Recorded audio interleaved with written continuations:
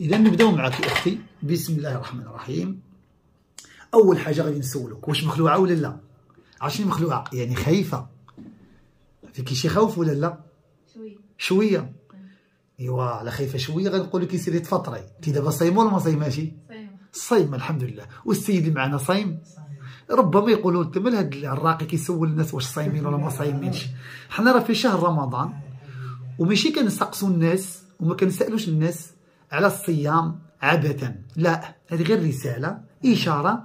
الفيديو ملي كنصوروه يفهموا الناس بلي حنا في الصيام وفي شهر الصيام للتوثيق فقط. نوثق هذه النقطة باش اللي يسمع الفيديو يفهم بلي الناس راه على صيام، ويفهم رسالة أخرى. هو السؤال اللي كيطرحوه الناس، واش الرقية كتكون في رمضان؟ بمعنى هل الرقية مشروعة؟ هل الرقية محمودة؟ هل الرقية تكون في رمضان أو لا؟ نعم، الرقية في رمضان أنا قلت راه مزيان ومزيان ومزيان، والرقية في رمضان فيها خير بالنهار وبالليل، ومن الأفضل تكون بالنهار في رمضان، لأن الإنسان ملي كيكون صائم كيكون أكثر قربة إلى الله، ودعاؤه سبحان الله يستجيب له الرب سبحانه وتعالى، لأن دعاء الصائم مستجاب. وحديث يعني 3 لا ترد دعوتهم ومنهم الصائم. الصائم لا ترد دعوته. إذا الرسول عليه الصلاة والسلام يقول دعوتك لا ترد أيها الصائم. علاش أنت ما غدعيش الله سبحانه وتعالى؟ وقال ربكم ادعوني استجيب لكم. ايوا الرب سبحانه وتعالى ما بخلش عليك، لماذا تبخل على نفسك؟ الناس ما خاصهمش يبخلوا على الانفس ديالهم. اذا اختي صائمه ونحن في شهر رمضان، هذا راه شهر رمضان وماشي في شهر يعني ماشي شهر تطوع، ولكن واجب علينا، المفروض علينا الصيام. وقلت لك ما سولتينيش، سوليني بالجد. انت صايم؟ قلت يا حشمانه. وفي الحقيقه واقيلا بطبطها ماكله وجاي، غير من صوتي تعرفوني. انتم صوتي رباح، صوتي فيه مشقه صراحه، مشقه ماشي مشقه في القراءه، لان في الصيام كتكون مشقه. واليوم كاين الحراره، لاحظت اليوم الحراره ماشي حراره قويه قويه، ولكن كاينه حراره على المعتاد. غير قبل 3 أيام كان الريح، وكان حنا في اسفي الان، كنتكلم على الجو اسفي، واليوم والبارح تزادت الحراره، ولكن الحمد لله نحن صائمون. تمشي تسمي الخراط، تعرف شنو هو الخراط؟ كتقولوا خراط، الخراط هو اللي كيخرط رمضان، كياكل رمضان ما كيعقلش، ديما كتلقى في شي قوالس مخبي كياكل. واحد المره لقيت واحد، انا في الدرب ديالنا، ولقيت واحد كياكل في التمر، ومن دايز حنا كنقراو ديك الساعه في الاعدادي، يعني عندنا ديك 14 15 سنه، ولكن واجب علينا رمضان. انا دايز كنلقاه كياكل مغبر في واحد الدرب مع الصبح، حتى واحد ما كاين، الناس كلشي باقي ناعسين، غير ناس المدرسه اللي غاديين. لقيتو فمو عامر ديالها، قلت السلام عليكم فين صاحبي كذا، ما بغاش يهضر، قال لي مالك هنا، هو كيخبر في فمو. تجيش كتاكل الخراط خارط رمضان. قال لي لا مريض. قلت له فاش مريض؟ قال لي ضارني راسي. ضارني راسي كيضرب في التمر، والله العلي العظيم ما بغاتش يتنسالي. هو كياكل في التمر مغبر على دارهم. ومن شاري هذيك التمره؟ شاريها من الحانوت، ما جيبهاش من دارهم، ما سرقاش من دارهم، مشى شراها ما عرفت ب 4 ريال. في هذاك الوقت شاري تمره وحده وكياكل فيها، باش تعرف العقل سبحان الله تختلف، العقول تختلف. نسال الله ان يفرج على هذا الشاب وان يكون بخير وعلى خير. اما الان هو الان في اوروبا، عايش في اوروبا، يعيش حياه، نسال الله له حياه طيبه. انا كنقول هادشي في الطفوله تقريبا، ماشي في الطفوله، راه في بدايه الرجوله وبدايه الشباب، لان في الشرع الطفل عندما يبلغ يصير رجلا، والبنت عندما تبلغ تصير مرأة في الأحكام الشرعية. طيب إذا أختي نقول الأعراض ديالك، كطيحي كتصرعي فيكي شي حاجة، كتصرعي؟ كتصرعي؟ وأول مرة كتجي عندي؟ أول مرة. حفظك الله ويسر الله أمرك، ونسأل الله يشافيك ويعافيك. غادي نبداو رقية وغادي نعملوا التشخيص النظري. التشخيص النظري هو الأعراض اللي عندك شنو هي، تذكريها لي، ومن بعد نتحقق من هذا التشخيص، نتحقق بالرقية الشرعية، يعني نحقق في قضيتك برقية شرعية اللي الكشف عن الأمراض الروحية ديالك. طيب شنو الأعراض اللي عندك؟ شنو كتحسي؟ إمتى بدات فيك الأعراض؟ كنحس رجليا من هنا كيموشوا فيا يديا كتعمل لي الدقات ديال القلب. وملي كنسمع القران ما كنبقاش نتحرك. كتزيري كتشنجي وهاد اليد كتبدا تتحرك. حركات في اليد، تشنج، وبعض الحالات كتبكي. كتبكي بوحدك ولا مع القران؟ كنبكي بوحدي. بوحدك. شحال عندك من سنه دابا؟ 18. 18 سنه. كتقراي ولا في البيت؟ كتقراي. اذا مادام كتقراي الحمد لله غادي يكون مستواك الدراسي مزيان، وعندي يكون عندك واحد الوعي اللي غتفهمي الالفاظ ديالي وغتفهمي القصد ديالي من الكلام. بالنسبه لهذه الحاله غادي نعمل لك رقيه وغادي نشوفوا الصرع ديالك وغادي نبداو نعالجوا في الحاله ديالك. طيب نعالجوها اذا كانت فصاما يعني اضطرابات نفسيه او وسواس قهري او انفصام عن شخصيه، يعني شخصيتك تنفصم، تتبدد، تتشقق، يعني تخرج من طبيعتها بتشنج وبهذا البكاء. ثم يكون لك تهدئة النفس، ويكون لك الحمد لله علاج نفسي في نفس الوقت، ونعمل لك رقية للتشخيص الروحانية ديالك. ولكن هادشي كامل غيمر مع الرقية إن شاء الله. صافي أختي؟ طيب إذا أختي تقدمي المكان تاع الرقية ويكون خير إن شاء الله. الله ييسر أمرك والله يفتح عليك ونسأل الله يفرج عليك. صافي مستعدة؟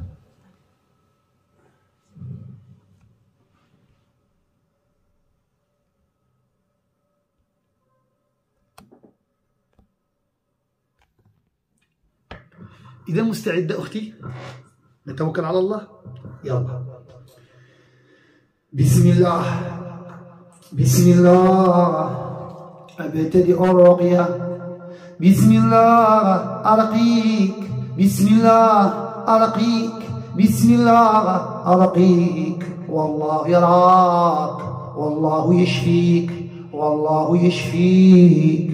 باسمك يا الله تفك عقد الأسحار، باسمك يا الله تفك عقد العيون، باسمك يا الله تفك عقد العيون، باسمك يا الله تفك العقد وتبطل العقد. لا إله إلا الله، لا إله إلا الله. على عين، على عين، على عين رأت وما بركت، على عين رأت وما ذكرت، على عين رأت وما بركت. بسم الله أرقيك من عقدة سحر تؤذيك، ومن عقدة حسد يؤذيك، ومن شيطان شيطان شيطان شيطان شيطان يربيك، ومن شيطان شيطان شيطان شيطان يؤذيك، ومن شيطان شيطان شيطان يفزعك، ومن شيطان ومن شيطان ومن شيطان ومن شيطان ومن شيطان يؤذيك. الله أكبر، الله أكبر على كل شيطان، الله أكبر على كل عين، الله أكبر على كل سحر، على كل سحر، على كل سحر، على كل سحر، على كل سحر. الله أكبر. أعوذ بالله من الشيطان الرجيم. بسم الله الرحمن الرحيم. الحمد لله رب العالمين، الرحمن الرحيم، مالك يوم الدين. إياك نعبد وإياك نستعين، اهدنا الصراط المستقيم، صراط الذين أنعمت عليهم غير المغضوب عليهم ولا الضالين. يلا. من في الجسد يتشكل الآن؟ اطلع فيها، اطلع، قلت لك اطلع، اطلع فيها. يلا اطلع، اطلع، تشكل فيها، اطلع اطلع اطلع اطلع في ديك الايد اللي كتحرك، اطلع، تشكل اكثر، تشكل، قلت لك تشكل نشوفك، تشكل نشوفك. يلا زيد زيد زيد زيد. بغيت اكثر، بغيتك تشوف، نشوفك، بغيت نشوفك، بغيت اكثر، بغيت الحركه نشوفها واضحه. طلع فيها، يلا طلع، طلع فيها اكثر وتشكل كامل وغتكلم. اليوم غتكلم، اللي في الجسد يحضر. يلا بإذن الله، بإذن الله. طلع فيها، طلع فيها، طلع طلع طلع طلع طلع، بسم الله، طلع طلع طلع طلع طلع طلع طلع طلع، نسمع، طلع طلع نشوف، طلع طلع طلع طلع طلع فيها، طلع طلع فيها، طلع طلع. فهمت منها ضربات ايدها؟ نعم ما عرفت. صافي، طلع فيها، طلع طلع. عمر بغات نطاحر؟ لا. طلع فيها، زيد، طلع، زيد زيد زيد زيد زيد، طلع طلع طلع فيها، طلع طلع طلع فيها، طلع طلع فيها، طلع طلع تكلم، طلع طلع تكلم، طلع تكلم، طلع. يلا زيد، اللي في الجسد يطلع، يلا اللي في الجسد يطلع. يلا تشكل فيها أو تخرج منها، تشكل فيها أو خرج منها، خرج منها، خرج منها.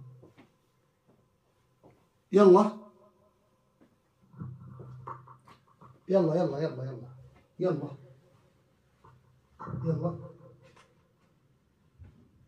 يلا، زيد زيد زيد زيد زيد زيد، طلع طلع طلع طلع طلع طلع فيها، طلع فيها، يلا طلع طلع طلع غطلع غطلع غطلع، يلا طلع فيها، طلع فيها، تطلع، يلا يلا تطلع، تطلع، رجع رجع مكانك، رجع، تطلع تطلع تطلع، خرج منها، خرج، تخرج منها، تخرج، خرج منها، خرج. علاش دخلتي لي؟ علاش دخلتي لي؟ علاش دخلتي لي؟ علاش داخل ليها؟ علاش داخل ليها؟ علاش دخلتي لي؟ قبل ما تخرج، علاش دخلتي؟ اش يا جيم، علاش دخلتي لي؟ علاش دخلتي لي؟ علاش دخلتي؟ تجاوب على الاسئله، تجاوبي على الاسئله ديالي، اسمعني، تجاوب على الاسئله. علاش دخلتي لي؟ علاش دخلتي لي؟ علاش دخلتي لي؟ علاش دخلتي لي؟ علاش دخلتي؟ غتكلم ولا لا؟ او غنبقى نعذب؟ علاش دخلتي لي؟ علاش دخلتي لي؟ علاش دخلتي؟ علاش دخلتي؟ يلا تكلم، علاش دخلتي؟ علاش دخلتي لي؟ سولتك جاوب، دخلتي، يمتى دخلتي؟ تكلم، يمتى دخلتي؟ سولتك جاوب، يمتى دخلتي لي؟ ما باغيش تجاوب، تدوي، ما باغيش تجاوب او تخرج، تخرج، غنعيد لك عاوتاني، تخرج، تخرج منها، صافي تخرج منها، تخرج، ما تبقاش ترجع لها، ما تبقاش ترجع، مين تخرج مين تخرج مين تخرج مين من الليدا من الرجل، مين تخرج مين تخرج من الليدا، اش من الليد، الليدا تخرج منها، إلهي ديمنا، يلا خرج، يلا خرج، يلا خرج منها، يلا خرج، راني كنتسناك وما تخلينيش نرجع عندك، يلا خرج منها، خرج، يلا خرج من اليد وترجع للوعي الان، يلا خرج من اليد اليمنى وخرج من اليد اليمنى، يلا بين لي نشوف، يلا نشوف، يلا بين الخروج، غادي نجيلك، يلا خرج،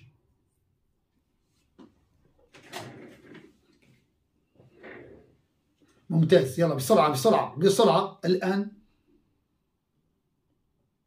بسرعة البرق الآن اخرج طاعة لله.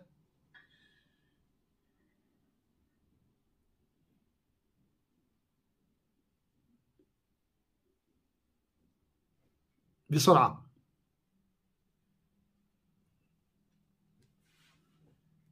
يلا خرج، نجيلك، يلا خرج من اليد، يلا اطلق اليد اخرج.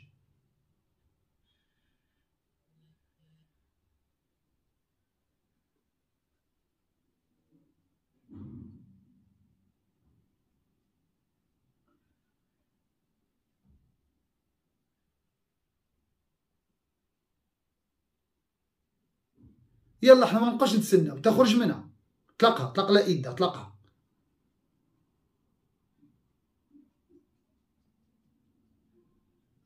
يلا الآن بإذن الله، بإذن الله.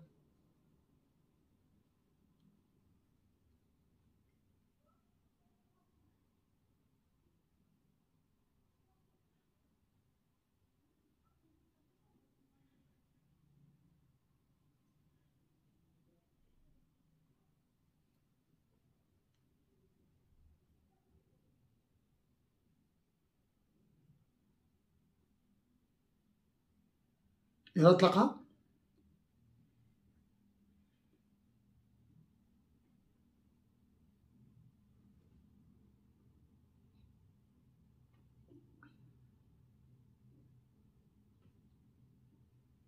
يلا خرج.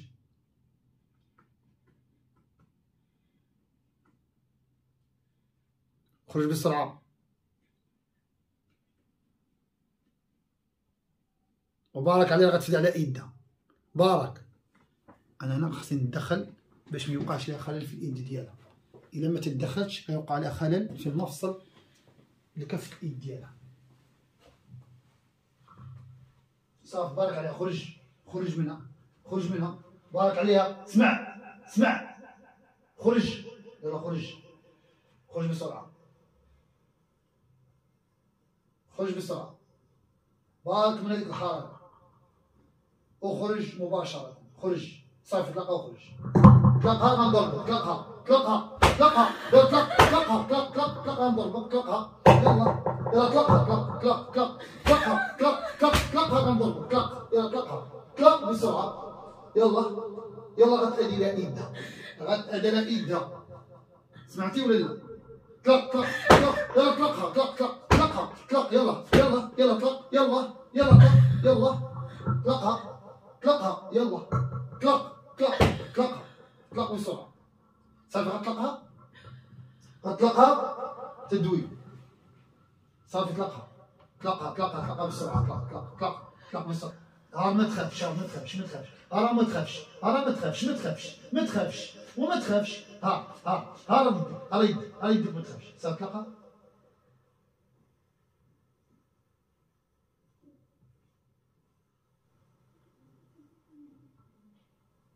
السلام عليكم اختي. السلام عليكم. السلام عليكم. بركي في المكان ديالك. انا غادي نجاوب على السؤال علاش ما خليتوش يبقى يتحرك ايدها. غادي نجاوب على تقريبا علاش الاخت ما خليتهاش تبقى تعمل ايدها بحال هكا. غادي يوقع لها الم في المفصل ديالها. من هنا يوقع لها الم فظيع ويقدر ربما يكون فدع. تشحال استقبل من غادي تعقل. تصور خلينا بحال كل مده طويله وحنا هذا الشيطان نفترضوا الا كان الشيطان بعدا، لان المساله هل هو شيطان ام هو غير حاله نفسيه. انا دائما كنبينوه كنقولوا الا كانت عاقله راه غير حالته نفسيه، ما كانتش عاقله راه مس شيطاني. بمعنى مس شيطاني هو اللي ما كيكونش عاقل. كتسمعيني يا اختي ياك؟ غاديه معايا؟ هز راسك مزيان؟ كتسمعيني مزيان ولا نجي لك عاوتاني نورك عليك؟ ما نجيش نورك؟ واخا كتسمعيني مزيان اختي؟ فهمتي لي مزيان. وهنا غادي ندخلوا للعلاج النفسي الان. اش قلت لكم قبيله؟ لابد من التحقيق في المساله. محقق. اي انسان يحقق. الشرطي يحقق مع اللص. والعالم يحقق في مساله فقهيه من اجل الوصول الى فتوى تحقيقها وتحريرها، يعني يبحث في النصوص ويبحث في المراجع من اجل البحث فيها.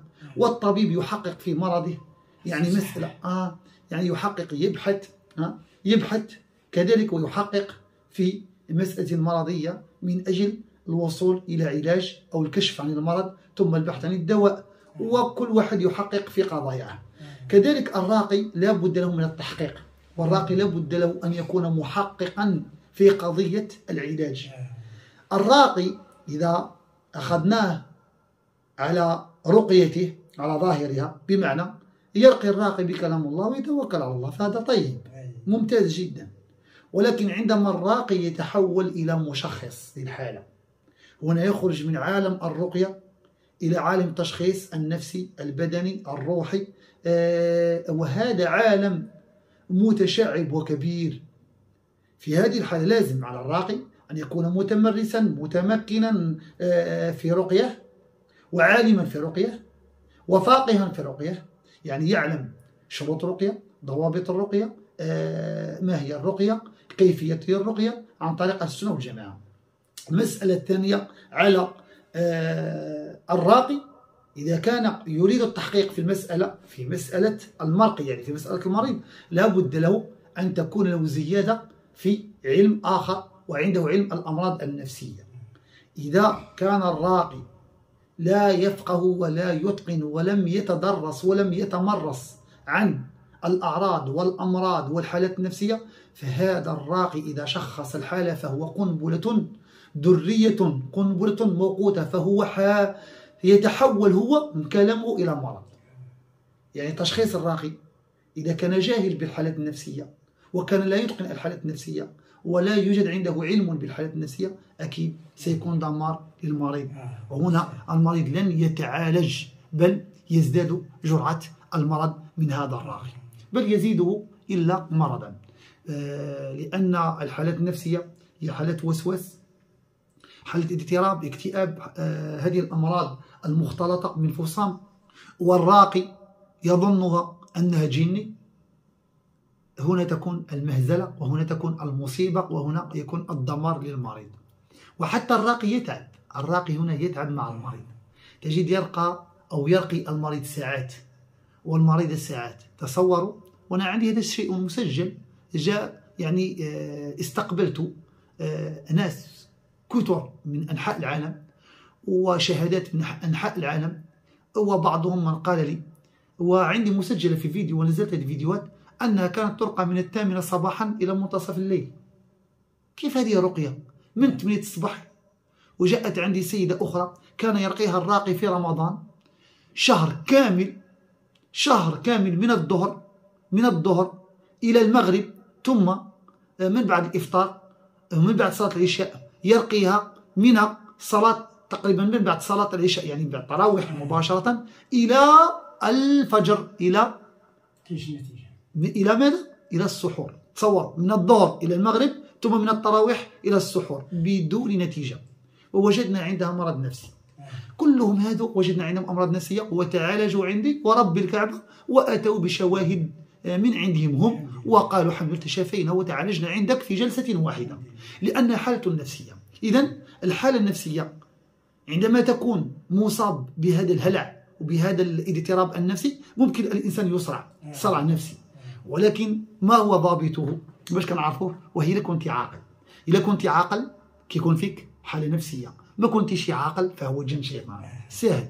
إذن الجن يحضر في رمضان، نعم، الصرع كاين في رمضان، ممكن يصرع الإنسان بشيطان.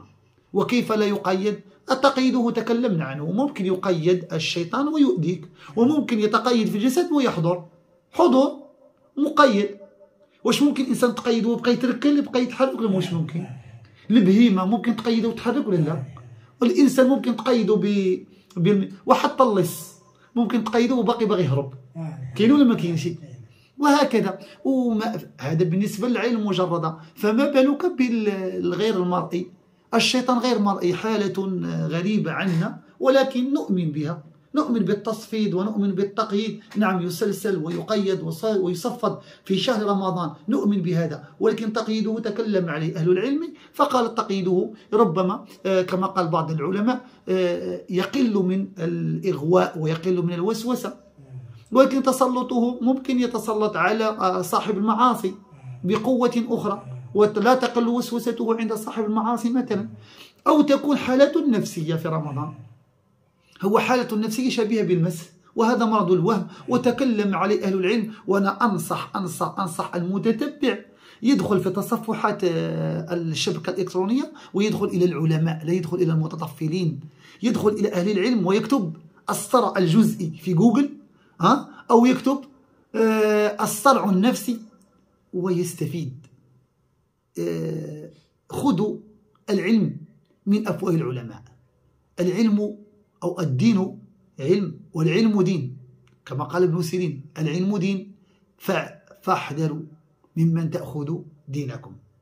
العلم دين فاحذروا ممن تأخذوا دينكم. هذا العلم، والعلم متقرب إلى الله ودين. إذن لا نأخذ من أي طالح ومن أي مجهول. ناس الآن دخلوا اليوتيوب وهو عالم مجهول، ودخلوا إلى عالم الميديا وهو عالم مجهول.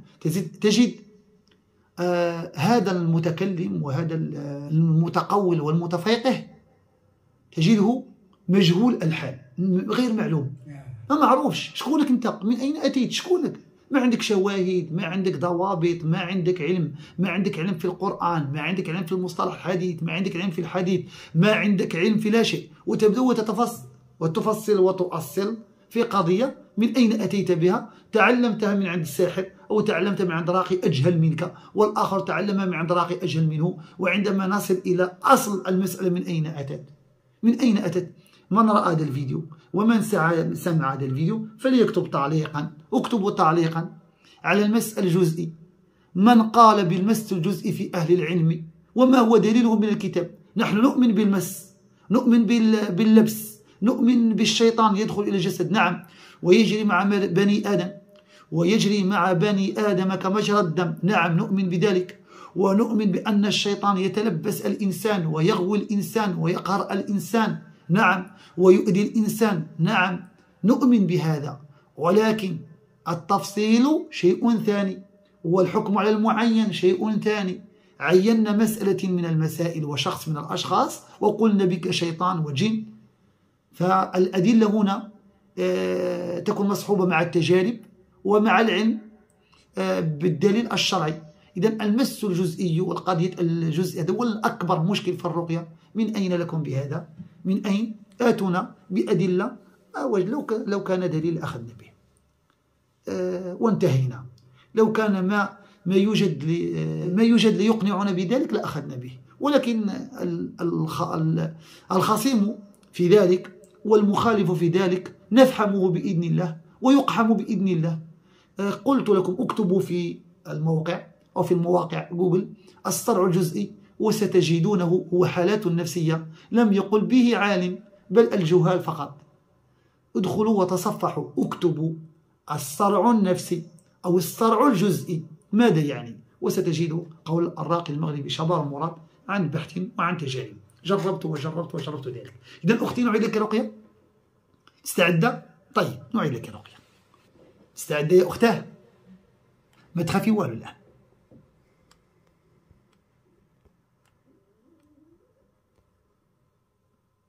إذا نعيد لك رقية. مستعدة يا بطلة؟ ها الآن قبل بغيت نسولك يدك واش عمرك كنتي غتنتحري؟ مع شفت واحد الجرحة في يدك؟ لا غير كنت صافي جرحة عادية. طيب ما جات في هذيك المكان ديال الخطورة يعني كانت خير إن شاء الله. إذا الحمد لله الأخت ما عندهاش وسواس تاع الامتحان الحمد لله. نتوكلوا على الله. مستعدة؟ يلا. بسم الله أعيد الرقية. بسم الله أرقيك والله يرعاك والله يشفيك الله يشفيك الله يشفيك لا إله إلا الله. ما تحركيش. برافو دائما ما تحركيش. بسم الله أرقيك والله يرعاك والله يشفيك والله يبرئك ويجبرك ويعيدك ويعصمك. سبحان الله سبحان الله سبحان الله.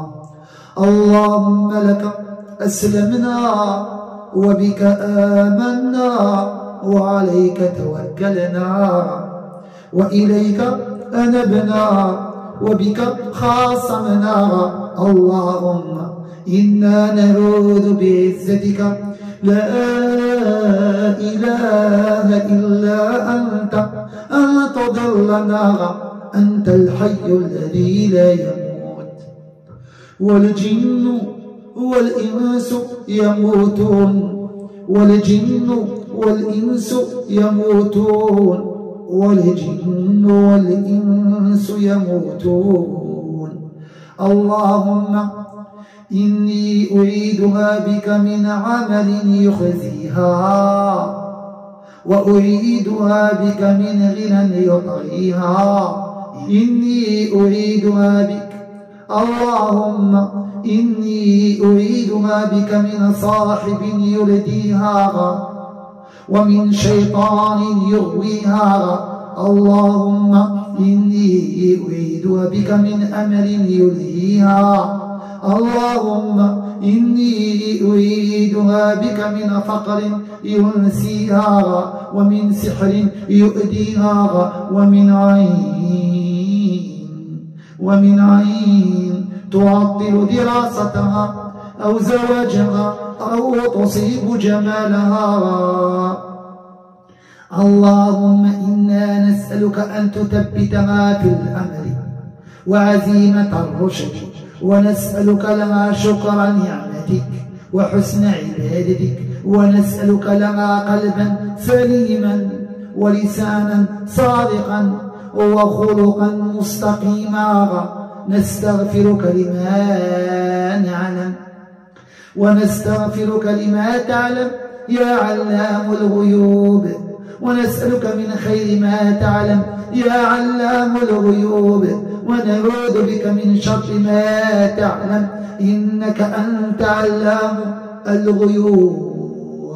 يا الله يا علي يا عظيم يا الله يا حكيم يا كريم يا سميع يا قريب يا مجيب يا ودود، حل بيننا وبين فتنة الدنيا والغفلة والشهوة وظلم العباد وسوء الخلق، واغفر لنا ولها واقض عنها واكشف عنها السوء ونجها من الغم ونجها من الغم ونجها من الغم. سبحانك ما أعظمك سبحانك ما أعظمك. أعوذ بالله من الشيطان الرجيم. بسم الله الرحمن الرحيم. بسم الله أرقيك والله يراك والله يشفيك. بسم الله الرحمن الرحيم. ألم نشرح لك صدرك ووضعنا عنك وزرك الذي أنقض ظهرك ورفعنا لك ذكرك فإن مع العسر يسرا إن مع العسر يسرا فإذا فرغت فانصب وإلى ربك فارغب. لا إله إلا الله لا إله إلا الله. بسم الله الرحمن الرحيم. لم يكن الذين كفروا من أهل الكتاب والمشركين منفكين حتى تأتيهم البينة. رسول من الله يتلو صحفا مطهرة فيها كتب قيمة. وما تفرق الذين أوتوا الكتاب إلا من بعد ما جاءتهم البينة. وما أمروا إلا ليعبدوا الله مخلصين له الدين حنفاء ويقيموا الصلاة ويؤتوا الزكاة وذلك دين القيمة. إن الذين كفروا من أهل الكتاب والمشركين في نار جهنم خالدين فيها أولئك هم شر البرية. إن الذين آمنوا وعملوا الصالحات أولئك هم خير البرية. الله أكبر. أختي مرتاحة الآن؟ بلسانك؟ الحمد لله. أجي هنا أجي أختي. يسر الله أمرك. أعطيها المكان ديالك أخي. خذي